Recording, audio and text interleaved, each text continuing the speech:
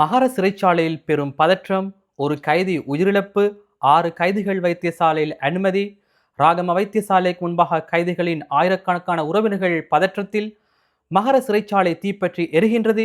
மகர சிறைச்சாலை தொடர்பிலான மேலதிக தகவல்களை நாங்கள் தற்போது பார்ப்போம்.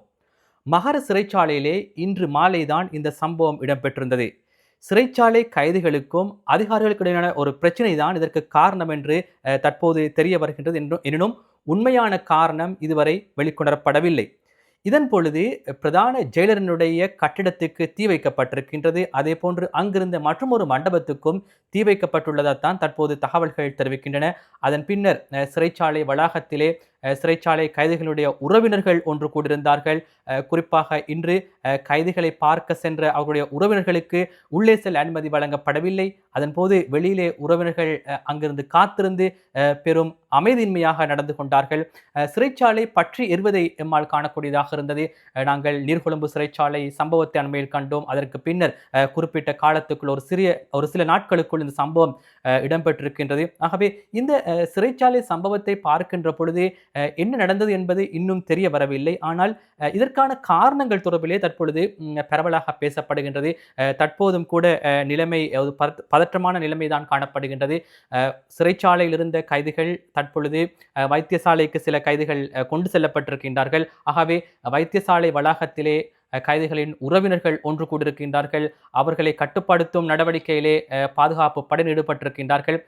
போலீசார், STF உள்ளிட்ட பாதுகாப்பு தரப்பினர் அங்கே குவிக்கப்பட்டிருக்கின்றார்கள். எமக்கு தெரியும், இந்த சம்பவத்திலே பின்புலத்தை நாங்கள் பார்க்கின்ற பொழுது நீர்கொழும்பு சிறைச்சாலை சம்பவத்தின் பின்னர் இந்த சம்பவம் இடம்பெறுகின்றது.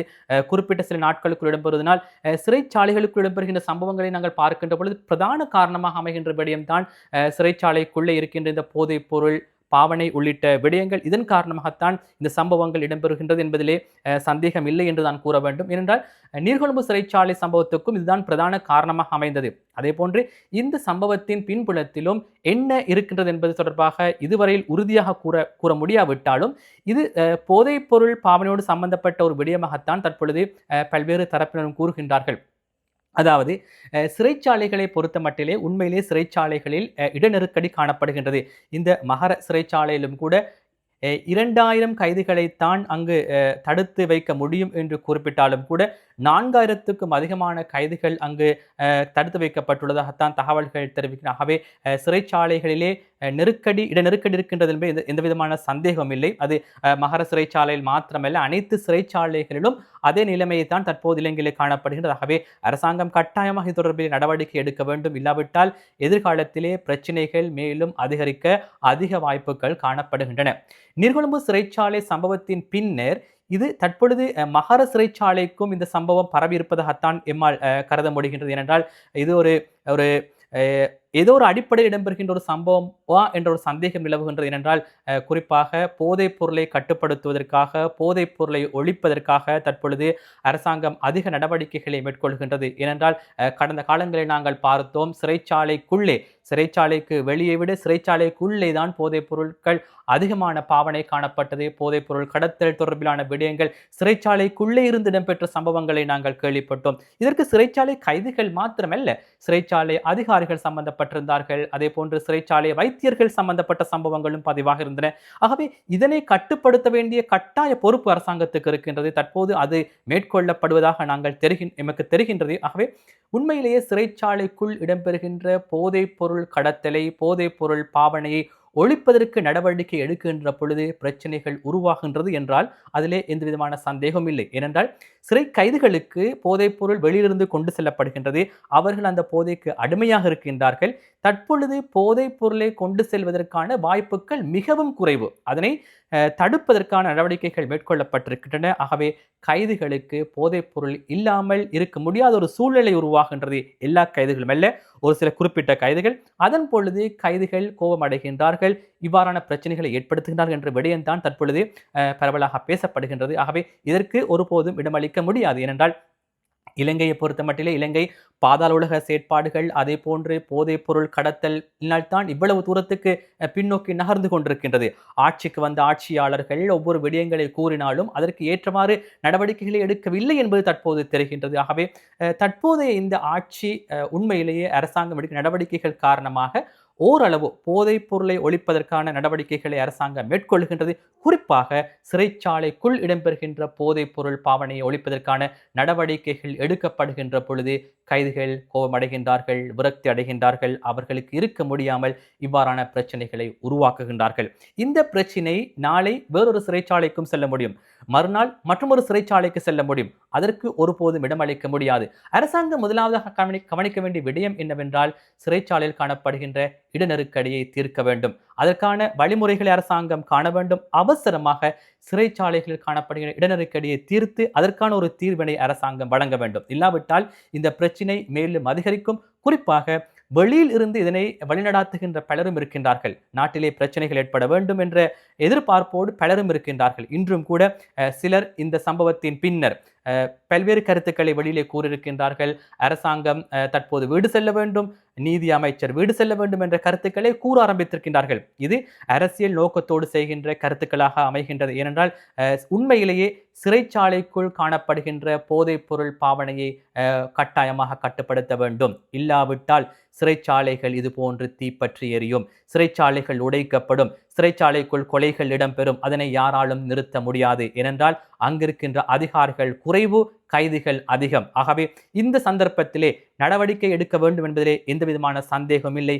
குறிப்பாக சிறைச்சாலைக்குள் இடம்பெறுகின்ற போதைப் பொருளை கட்டுப்படுத்த வேண்டும். அதற்கு சிறந்த உதாரணம் தான் இன்று இந்த மகர சிறைச்சாலைக்கு வெளியிலே சிறை கைதிகளுடைய பெற்றோர்கள் ஒன்று கூடியிருந்தார்கள். பெற்றோர்கள் அவர்களே கூறுகின்றார்கள் சிறைச்சாலைக்குள் அதிக அளவிலே போதைப் பொருள் பயன்படுத்துவதாக அவர்கள் கூறுகின்றார்கள். ஆகவே இதனை கட்டுப்படுத்த வேண்டிய கட்டாய பொறுப்பு அரசாங்கத்துக்கு இருக்கின்றது.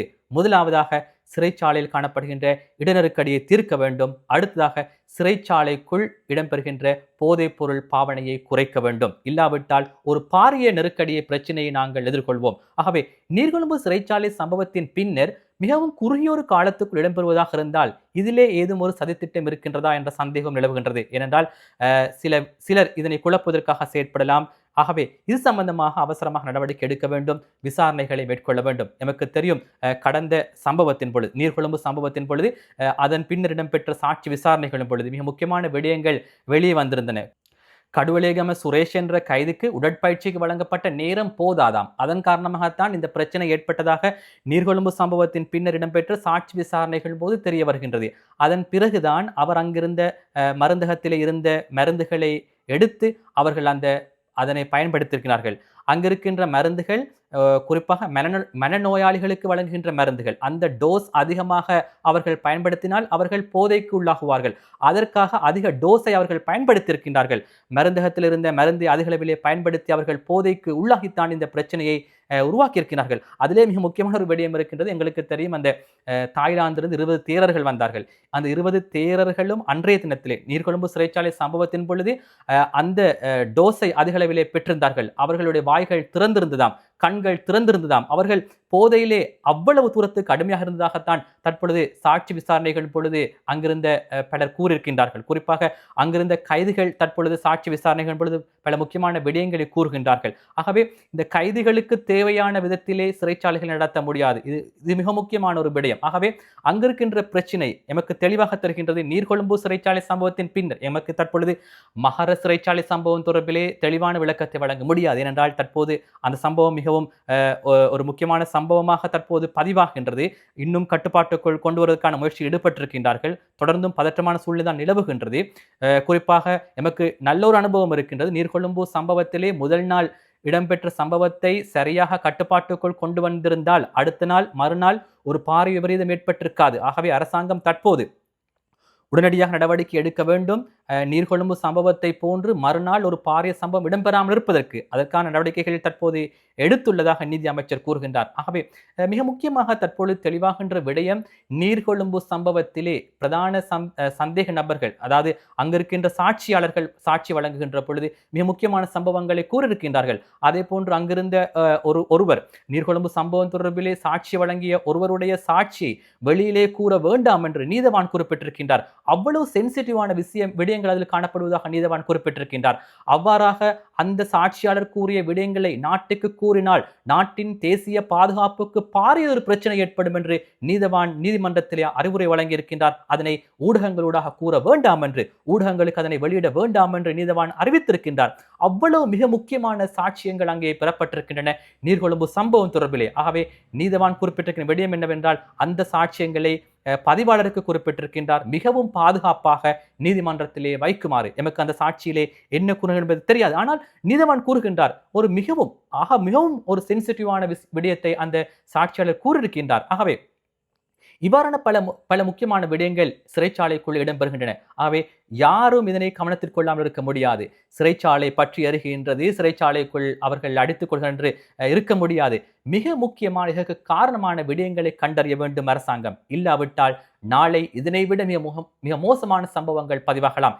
அரசாங்கத்தை கவிழ்ப்பதற்காக அல்லது அரசாங்கத்துடைய செயற்பாடுகளை முடக்குவதற்காக காத்திருக்கின்ற பலரும் இருக்கின்றார்கள். ஆனால் நாங்கள் ஆளும் கட்சிக்கு ஆதரவும் இல்லை, எதிர்கட்சிக்கு ஆதரவும் இல்லை. ஆனால் அரசாங்கத்தினுடைய செயற்பாடுகள், குறிப்பாக நாட்டினுடைய செயற்பாடுகளுக்கு நாங்கள் நாட்டை முன்னோக்கி கொண்டு செல்வதற்கு ஒத்துழைப்பு வழங்க வேண்டும். குற்றங்களை தடுப்பதற்கு நாங்கள் ஒத்துழைப்பு வழங்க வேண்டும். போதையை ஒழிப்பதற்கு நாங்கள் ஒத்துழைப்பு வழங்க வேண்டும். ஆகவே எதற்கும் நாங்கள் குற்றச்செயல்களுக்கு எம்மால் யாருக்கும் ஆதரவு வழங்க முடியாது. குற்றங்களை ஒழிப்பதற்காக நாங்கள் அனைவரும் ஒத்துழைப்பு வழங்க வேண்டும். அது ஆளும் கட்சியாக இருந்தாலும் சரி, எதிர்கட்சியாக இருந்தாலும் சரி, யாராக இருந்தாலும் தேர்தல் காலத்திலே அரசியல் பேசலாம், தேர்தல் காலத்திலே அது சம்பந்தமாக வாதிடலாம். ஆனால் நாட்டை முன்னோக்கி கொண்டு செல்வதற்கு, நாட்டில் குற்றங்களை குறைப்பதற்கு, இளைஞர்கள் மத்தியிலே காணப்படுகின்ற போதைப் பொருள் பாவனையை குறைப்பதற்கு, பாதாள உலக செயற்பாடுகளை குறைப்பதற்கு அனைவரும் ஒன்றிணைந்து செயற்பட வேண்டும். அந்த பொறுப்பு எல்லோருக்கும் இருக்கின்றது.